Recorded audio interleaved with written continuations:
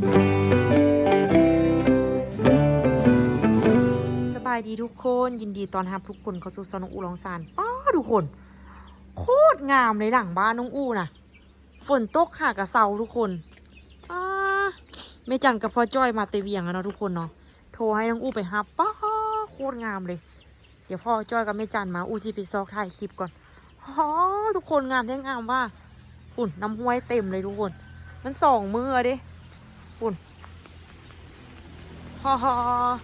น้ำล้นเลยอันนี้ตัวย่อยคุณนะมันออกมาที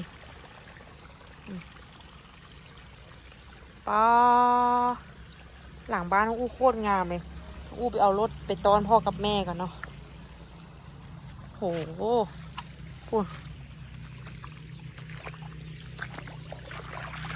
น้ำห้วยงามสุดๆพูดวิวหลังบ้านขับรถก่อนทุกคนรถออกก่อนเนาะงามสุดๆเลยทุกคนไปฮับแม่ก่อนนะทุกคนเด้อ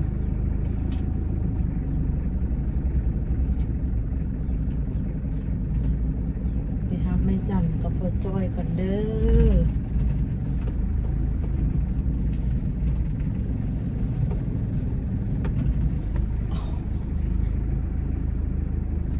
เดี๋ยวใส่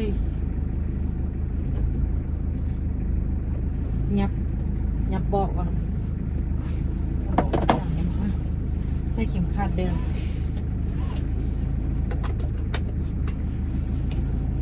รถที่น้องอู้ขับนี่เป็นเกียร์เขาเอิ้นเกียร์อย่างก่อนเกียร์กระปุกเด้อ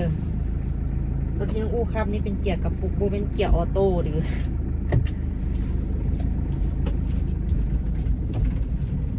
รถอันนี้มันเป็นรถฮุนไดรถเกียร์กระปุกเนาะทุกคนเนาะแต่ก่อนนี่ยานขับแหงเดี๋ยวนี้ก็ถามว่ายานบยานแล้วเนาะทุกคนเนาะขับไปได้ปกติแล้วน้องอูกะซีขับไปหันมานี้ปกติแล้วเนาะแต่ว่าอันนี้คืนนี้ต้องเบิ่งก่อนว่า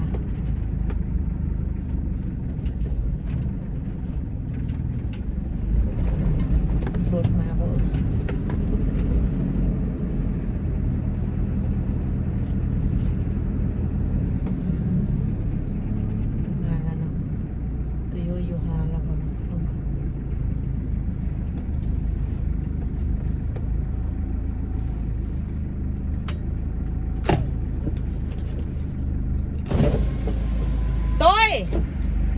ต้ย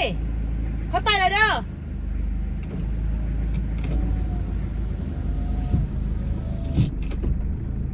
เดี๋ยวแปลงเบาะนั่งดีๆก่อนคือนั่งก็สะดวกว่าไกลเกินเนาะก็ว่าอยู่ขาเขาเป็นสั้นมันคือแบบ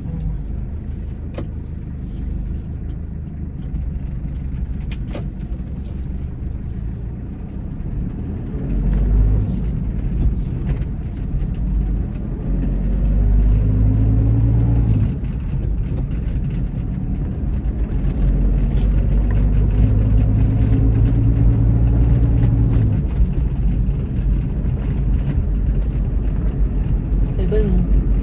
ไอ้จันกับพ่อจ้อยว่าหอดใส่นะทุกคนนะ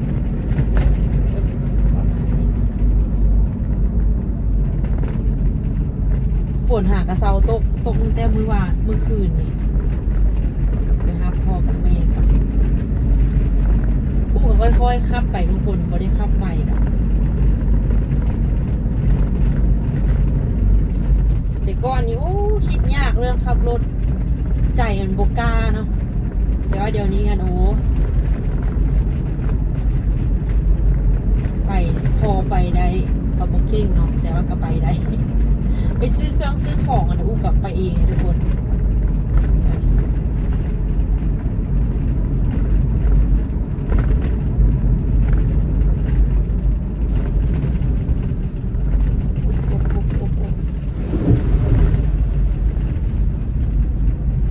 เดี๋ยวจะให้เบิ้งวิวข้างหน้าเด้ทุกคนข้างหน้าก็จะประมาณนี้เนาะ นี่ไซส์ขาตั้งกล้องนั้นมีปะ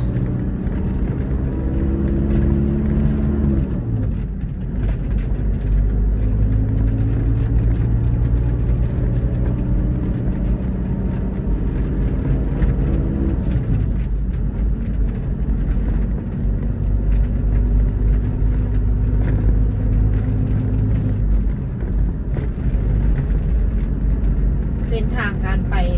มันจะมีเด็บป้าทุกคนเนาะเส้นทางแถวบ้านน้องอูงมันจะเป็นเด็บป้าแบบนี้ไปเลย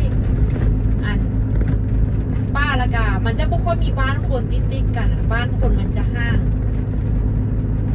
ไอ้คนมันจะเป็นป้าเบเมอร์เลยเนาะจากบ้านน้องอูมาตลาดนี่ก็ประมาณ4 ลักแล้วน้องอูไปฮับแม่อีกนี่ประมาณนะถือประมาณ7 กิโลเลยทุกคนคือประมาณ7 กิโล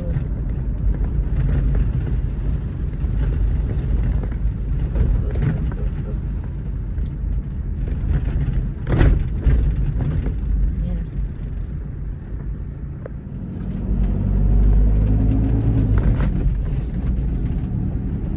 มาเนี่ยทุกคน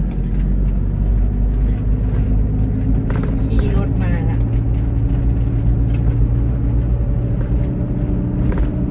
ประมาณจาก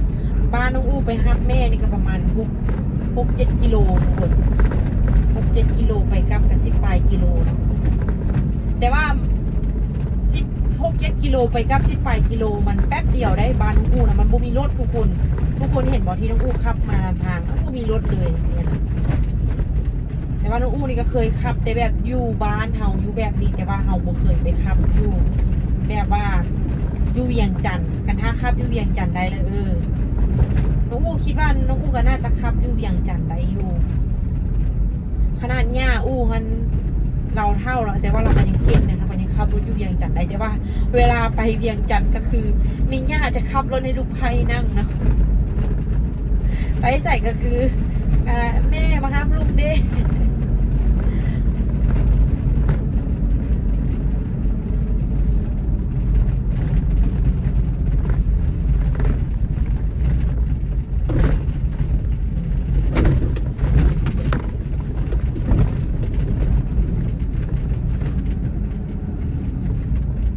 ค่อยๆไปทุกคนทางมันไม่ค่อยดีมันเป็นขุ่มย่านข้ามไปไวแล้วกันโทรศัพท์มันชิดตกจากกันกองนี่เสียให้เบิ่งน้ำสางขึ้นลาย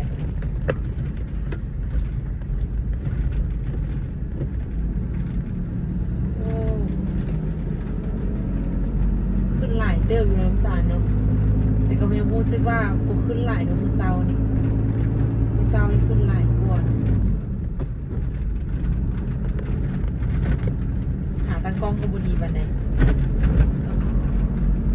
จอดก่อนแปลงอันนี้เดี๋ยวจะน้อยเด้อรถสิตำหัว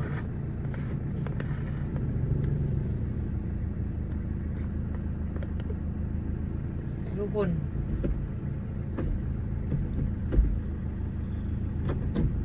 ให้เบิ่งบรรยากาศเมืองล่องซานอันนี้เป็นตัวเมืองเด้อทุกคนเด้อเริ่มเข้าตัวเมืองละแต่ว่าอันบ่อนที่น้องอู้จะไปฮับแม่กะยังไกลจากตัวเมืองอีกประมาณ3 ลักเนี่ย ช่วงนี้กะอยู่กลางทางก็ไม่ค่อยมีรถนะทุกคนจะเป็นประมาณนี้แหละจะไม่ค่อยมีรถนะภูอ้อมหอบเมิดนะ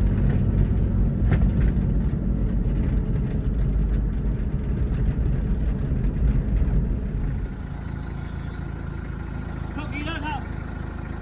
ไม่ต้องอย่าไปเลยเวลาไปผู้ยาวไปไหนคุณจะไปเอาอีหยังเมา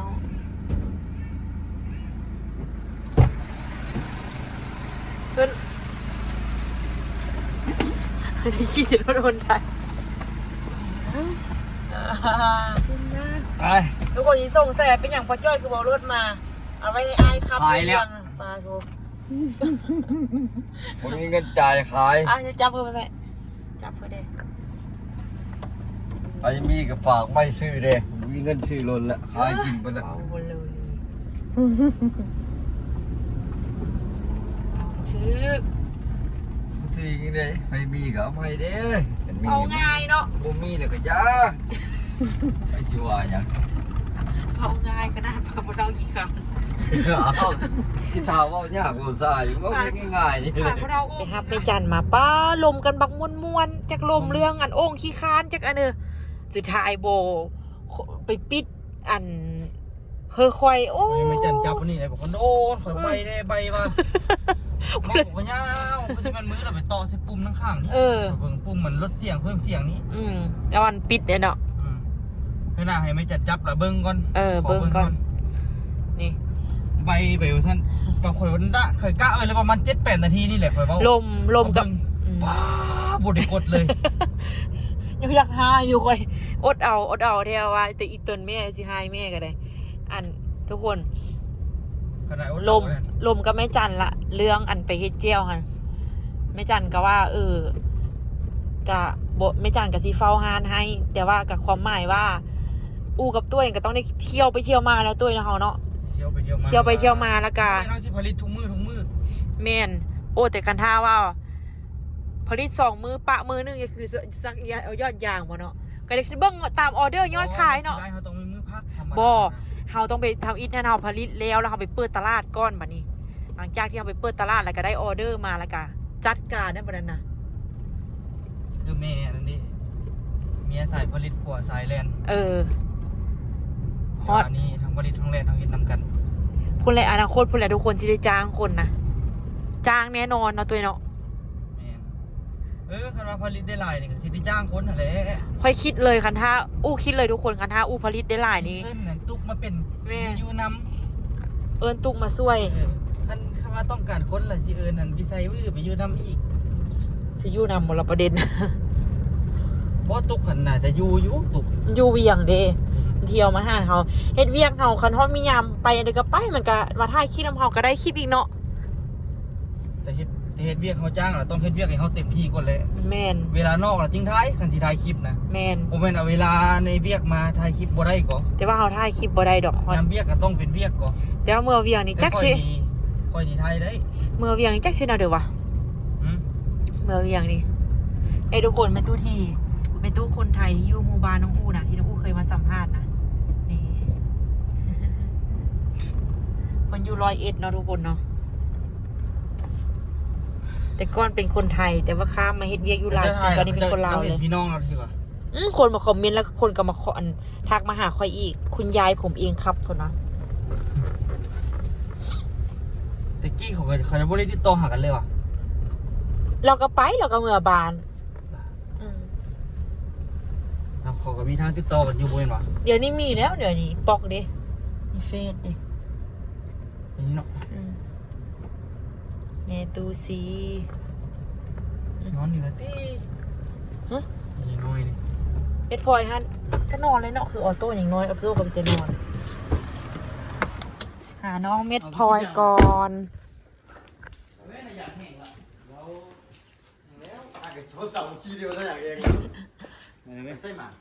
ไปสิไป5ครับออโต้ก็เลยว่ามา5เม็ดพลอยก่อนเม็ดพลอยเอ้ยอุ้ยตัวลายน้อยสวัสดีค่ะเจ้านี่ตื่นสวยมื้อเช้าอยู่สิ8 โมงยังบ่ตื่นอุ้ยมันเห็นหุ่งแล้วว่ะมันเห็นปลาแล้วว่ะวันพลอยเห็นปลาว่ะมันตื่นเต้นเห็นคนสวยฮะโอ้ยอีเม่มาแล้วมาเช้าเฮ็ดคลิปแล้วก็เลยว่ามานั่งลิ้นน้ำเม็ดพลอยก็ยังไม่สิไปฮับมาน้อยพวกนั้นเมียมาละก็อีพอเน่เม็ดพลอยเอ้ยโอ้ยผู้ลุ่มแล้วอ่ะมันเห็นคนสวยมันก็เลยตื่นเต้นเห็นคนงามแต่ละมืออยู่กับคนหน้าตาขี้เล่เม็ดพลอยว่ะนอนบ่อยากลุกหรอวันนี้ไปส่งออโต้กลับมาไอ้นอนอีกเขาเอามือ1-2 มือมานี่จักโลล่ะหลุมส้มโอ้ ตอนออโต้ได้เดือนนึงได้4 โล 5 อีกหน่อยนึงก็สมอโต้อันนั้นบ้านนั้นละกาอันเดือนเมื่อเดือนกับวันที่2นี่วะมื้ออื่นนี่น่ะไปซักยาไปมื้ออื่นนี่ไปซักยาเป็นไข้ซื้อยายัดก้นเด้อย ายัดคุณ แกยัดก้นรถไข่ ยายัดก้นลดไข้ ที่ได้ช็อกเยอะ หักไข้แน่นอนบ่ได้นอนเลย เด็กน้อยสมีใช้เทื่อละครึ่งเม็ด เท่าละครึ่งเม็ด แต่ว่าคันบ่มียานั้นโอ้โคตรทรมาน เพราะกินบ่ได้เด้ซำนี้น่ะ มึงบ่ได้บอก ยัดเอาฉันเป็นไข้บ่ลดก็ขึ้นสูงจนแบบป้อน่าเยอะเทียวว่ะเขาว่าคือต้นตาลมาซะ นี่ที่ตาหั่นล่ะ เนาะ ชื่อสิ มั ตาล น ตากับผู้ดังตี้ พอลุงนี่ก็ได้เนาะขี้คร้านขนาดพอลุงนี่ก็ได้ โอ้ยตาย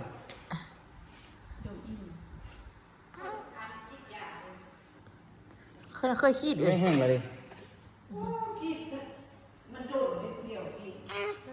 อยากให้ละทุกคน นี่ อยากกิน ฮักคันบ่เว้าเลยเนาะหญ้าสลาง เอออีเมมอื่นสิไปเก็บผักอะดินับเงิน เงินต้นตาลมื้อนั้นเมียคำแพงเอาเงินเธอค่านั่นแหละวะเนาะ เอา ฮะ เอา มันเอามาเฮ้อเอื้ออยู่เหือนบ่วะ นอนของผมดีๆนะ มันบ่ได้เฮ้อโตเนาะมันเฮ้อเอื้ออยู่เหือนบ่วะก็ลืมเว้ย เอาคือให้ อ่า นมอิ่มอันอยู่นำชอบคูณ4แสนสาว อยู่นำอีอยู่หันได้700,000ซาว นี่ที่ร้านไป อันเอามาแล้วจังค่อยมานะ ขาย2 เทื่อนึงขายจะเบิดก่อน ถ้าจนหมดอันเด้ ว่า อเก็บ ว่า ไป สิ กิน ตัดเล็บมือโอ้ยาเลยอันถ้าจกยาก็จิตัด เดี๋ยวอัน แบ่ง นม อยากกินนมว่ะมากินนม กินน่ะ โอ้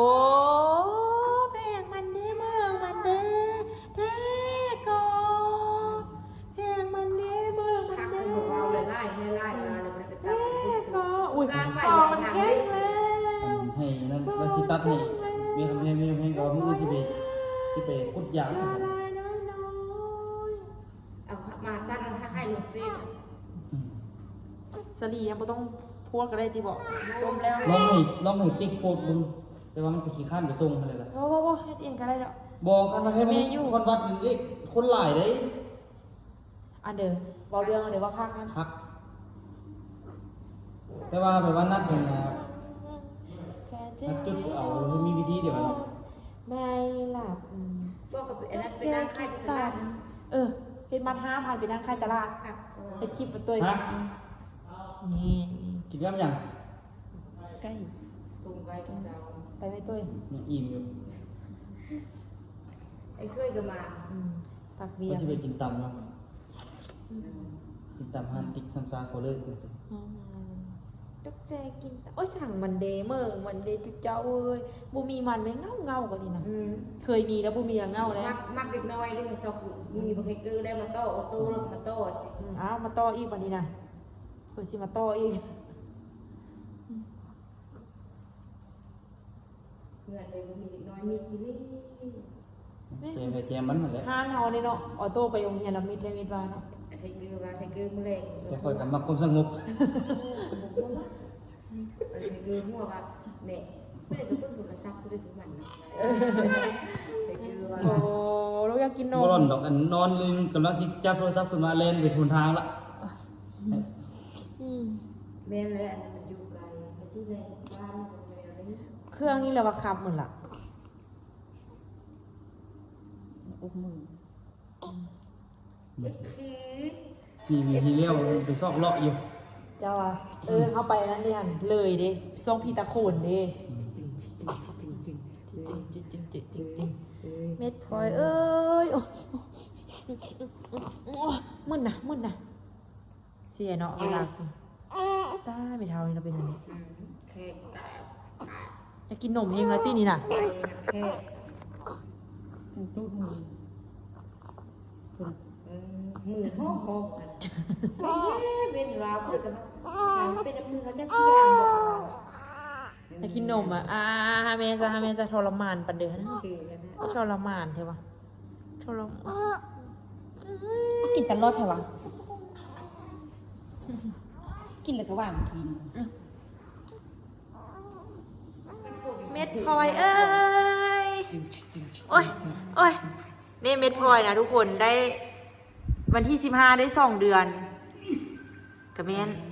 เนาะวันที่15ได้2เดือนโอ้ยแต่น้อยเนี่ยมันกะปีนึงมันกะซอกเป้าเค้กไหล 3 เดือนนะพี่เป็นทุกอย่างนะ เอาก็แม่ก็บ่มีเนาะ บ่ก็กินนมตัวเองเด้มันยากที่ตอนมันให้แล้วบ่มีอันเดียวเขากินกันละ ที่กินก็ได้ปั๊มนมกินบ่ได้แล้ว ที่เห็นมันดูดอย่างนี้ก่อน เห็นจะไปกินแล้วอยู่ลาวบ่ไหวเลยวะ แต่ว่าเขาก็อยากให้กินนมแม่ก็ เฮาไปได้2เดือน2เดือนไป 3 เดือนก่อน 2-3 เดือน เพราะมันกินนมก่อน เธอมันฮูก่อนอันนี้มันสิหันฮูอันนี้ มันกินนม มันกินนม มันเห็นบ่มันแข็งแห้งเม็ดพลอยมันกินนมแม่มันนะ มันสิหันฮูกี้อันเดียวอันนี้มันฮูแต่กินอันฮูแต่อยากกินอันฮูแต่อยากกินนะมันฮูความได้ โอ้ยอย่างอยู่ปลูกสุนีพี่งามนี่นะตาเขียว เราก็จะได้ลูกคุณหญิงเดี๋ยวนี้เด้ ดูแล้วพอไปปลาจันกับลูกแล้วแล้วอันนั้นไปอีต้นประตูนั่นเอาไปแล้วมึงพูดกองประตูเนาะเอาใจอีต้นแล้วเนาะ เราเลยต้น อีต้นละมัน บ่ได้ธรรมดาต้นต่อใหญ่อย่างของก็ตายจากต้น ลาทุกคนเบคอนเด้อ เม็ดพลอยลาเบคอนเด้อ ขอบใจทุกคนที่เบิ่งคลิปให้เม็ดพลอยเด้อ ขันละเป็นหู เม็ดพลอยเอ้ย ขันละตายเบียร์ ตัวลายตัวน้อยบ่เม็ดพลอยทุกคน อันนี้มันตายมื ไอ้ลูกต้นตาลเด้อนี่เด้อ เลือดซ่องเดียวสัน ไปเกิดมื้อหนานะทุกคน หน้าตาเป็นอัน ตาย นี้ เว นะ ทก็อันนั้น อ้าย อันเขาปลูกไม้สุนีนะฮอน อันนี้ผู้ใดเอาให้เครื่องนี่ เขาหั่นตาเขียวนะลบแดด เออ ไปกินลบแดด สบายเนาะบ่ได้ชื่อเครื่องเลยเม็ดพลอยนะ วันนี้ชื่อไม่ตู้ชื่อซ่อมซ้ำชุดนะซ้ำนั้น ตุยาก็ ต้องซื้อก็ได้เดี๋ยวมันก็ใหญ่ละมีบะซุปบางทีบางซุปบ่ได้ใส่เนาะ บ้านมันใหญ่หน้อยนึงอันมีนา ไปตัดสิ้นอันไปซอกซื้อชุดลาวนะมาเฮอนุ่งนะเอาไปถ่ายคลิป อันนั้นไปตัดเอาอัน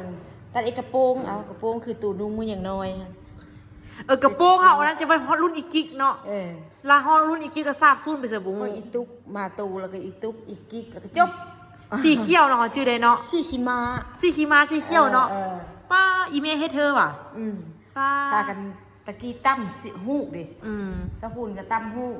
ตั้มแล้วก็ลงกับเมตัวด้าแล้วเราก็เก็บคืนตั้ม แห ซิน ม ตั้มซิน เม็ดพลอยนุ่งซินเด้อนุ่งซินแล้วก็ใส่เสื้อไหมเด้อลูกเด้อ อันนู้นกระ แล้ว โปร ก็ ง ถ่ายคลิปเด้อ อันนั้นน่ะในตู้ไปตัดกระโปรง มันอ๋อปิ่นละเด้อจุเจ้าก ระโปรงหัวยุ่มเอาเนาะเฮาเนาะ ให้กระโปรงหัวยุ่มเนาะผมบ่มีย่างกับกับ ทองยักษ์ยืนบ่ไอ้ทองยักษ์ยืนบ่เออ เม็ดพลอยเป็นหัวหน้าศิลปะ บ่ไม่พอจะสิเอ็ดหัวหน้าคือกันเอ็ดแท้เนาะไอ้ไทเกอร์ก็สิเอ็ดเนาะมีสาวไอ้ไทเกอร์โวยว่าผู้ซากโทรศัพท์ให้ลูกแท้แบบโวยลูกตื่นขึ้นมาเฮ้ยนี่บ่ฮู้ว่าลูกบอกว่าซากโทรศัพท์ให้ลูกบัดสินอนโอ้เพิ่นก็รับนำกันหมดเนาะไอ้ไทเกอร์หายในตู้เนาะ แต่เอาเจ้าหน้าที่เดือน2 เดือนไปแล้วออกเก่งสุด อาชีพไม่ต่างบง บอกว่าตอนไปเบิ่งคลิปเก่าๆมีแต่หัวตอน2 เดือนไป มื้อเช้านี่ตื่นแล้วพอเปิดโทรศัพท์มามีหน้าก็ตื่นแล้วก็คือหุ้นนี่ยืนโทรศัพท์แล้วก็บ่พับหูพับตาคิดว่าเป็นหุ้นเรียกว่ามันออโต้ไอออโต้หั่นโทรมามื้อเช้านี่โทรบ่แล้วยืนบ่พับตาเจอซะโจโทรศัพท์ ไอออโต้ห้องเพลงกราฟก็เป็นห้องเพลงเต้าก็เป็นห้องเพลงอันนี้ก็เต้ามีสีขาวอย่างว่าเท้าโมเลยยาวต่อไปนะ บ่ โอ้น่ะโอ้ ตาย โอ้มัน โซม อ๋อเป็นเลยนะน้องคุณเนาะ มันโซมเนาะมันได้ออกคลิปเด้อ โอ้ ตายอยากกินบูมีนาบ่ให้กินโอ้ยกินละบุยเนาะ อ่า นั่นน่ะ โอ้ป้ามันเมาเก่งคือไอออโต้นี่นะเท่ลูกอันกินนมไล่แล้วแก้มลูกตุยเลย 2 มื้อ บอกลูกกินนมอีแม่ลูกแข็งแหงเนาะลูกเนาะลูกกินนมแม่เนาะแข็งแหงเนาะแข็งแหงกับไอออโต้เนาะแต่ไอออโต้มันบ่อ้วนเนาะลูกมันอ้วนเนาะโอ้